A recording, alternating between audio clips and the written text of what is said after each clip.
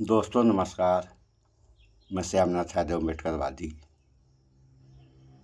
एक इनकाउंटर हुआ है मंगेश यादव नामक लड़के का,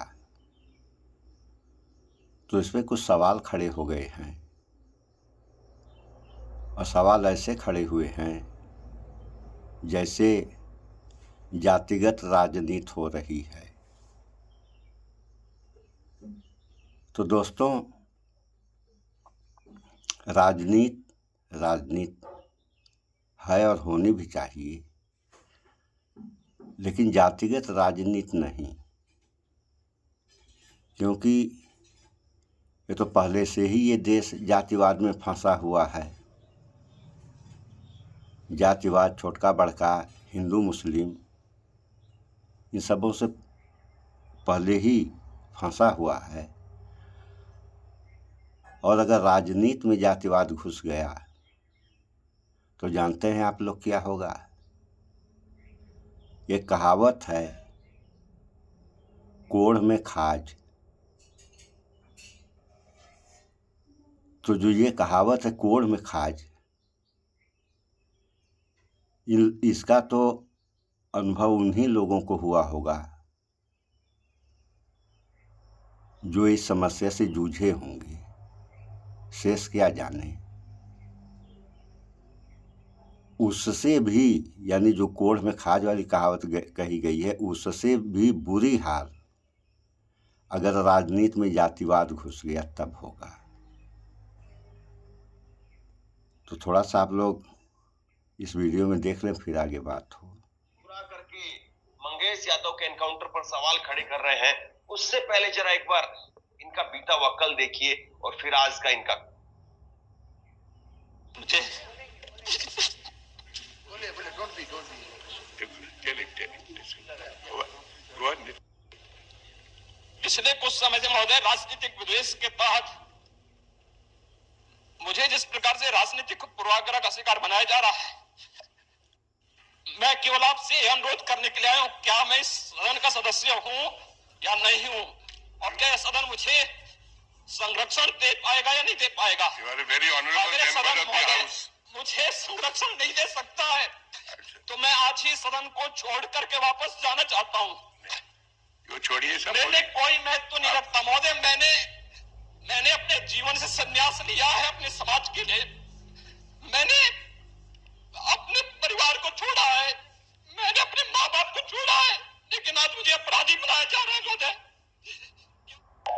और आप देखते होंगे जब उनके किसी एक माफिया साकृत को, किसी डकैत को जो पुलिस मुठभेड़ में मारा जाता है, जब मारा जाता है तो इनकी दुखती हुई नस पर जैसे पुलिस ने उंगली रख दी हो, तब ये चिल्लाने लगते हैं। आप मुझे बताओ, जो डकैत पुलिस मुठभेड़ में मारा गया,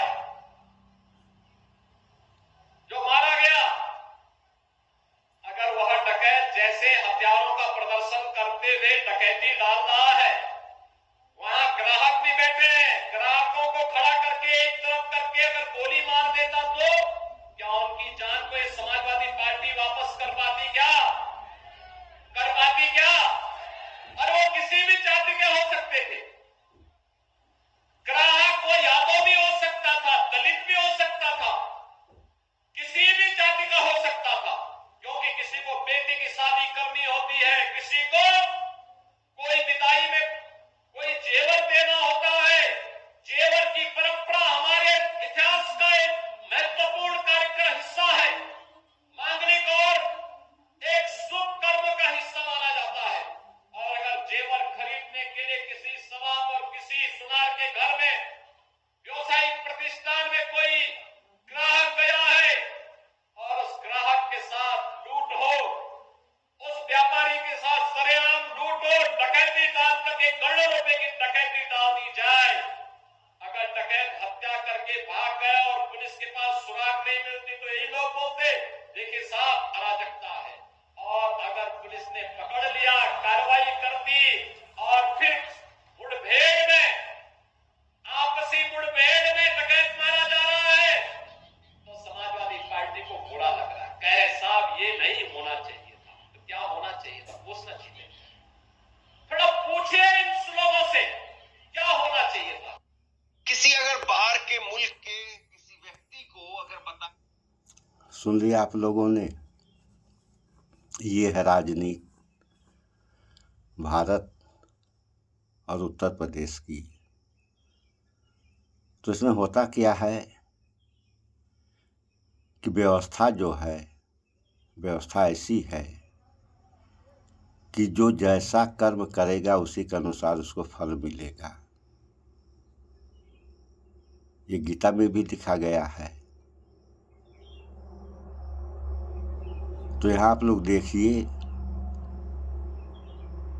कहावत कही गई है कि दसम 10 दिन चलम 40 दिन, यानी अगर आदमी सही कर रहा है तो 40 दिन में नष्ट होगा, और गलत कर रहा है यानी दसम माने गलत करना, दसम 10 दिन यानी गलत जो कर रहा है वह 10 दिन में ही समाप्त हो जाएगा। ये कहावत कही गई है। तो जो भी कहावतें कही गई हैं वे कहावतें गलत नहीं हैं। आदमी इन कहावतों में विचार न करे सो अलग है, लेकिन कहावतें गलत नहीं कही गई हैं। तो बात हो रही थी राजनीति में जातिवाद की। तो जब राजनीति में जातिवाद घुस जाएगा तो ये हम बताए ना कि कुष्ठ में खाज, उससे बुरी स्थिति हो जाएगी। और आजमगढ़ जेल पे हमने कभी पढ़ा था कि पाप से घृणा करो, पापी से नहीं। वह क्या लेख था, इस पे विचार आप लोग करें। तो जब तक पाप से घृणा इंसान नहीं करेगा तब तक बुराइयां इस देश और परदेश से खत्म होने वाली नहीं। तो पाप से कब घृणा करेगा इंसान, ये भी व्यवस्था है। रास्ते दो हैं, एक सही एक गलत। नियम जो कहता है वो ये कहता है कि सही पे चलना है, गलत पे नहीं। तो जो इंसान गलत पे चल रहा है तो इसके लिए संविधान बना है, कानून बना है। तो जो भी सज़ा जिसको भी देनी है वह संविधान के अंतर्गत और कानून के द्वारा देनी चाहिए, ना कि बुलडोज़र से या इन काउंटरों से। ये नियम कहता है, कानून। अब दोस्तों बिजली चली गई। इस वीडियो में इतना ही।